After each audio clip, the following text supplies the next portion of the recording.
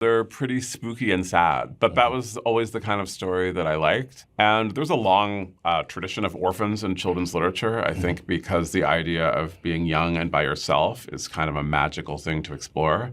I think especially if you're not by yourself when you're a child. I think if you're somewhere relatively stable, you begin to think, well, what if this world fell apart? And what if I were really by myself, and finding that? But then I've also heard from so many children who have lost one or more parent. I've heard from so many young people who've been in more realistic but just as desperate situations. And I think the book's not sugarcoating the wickedness of the world, I think is reassuring to a certain person who begins to get suspicious of the kind of smiley education that you're often given as a child in one way or another.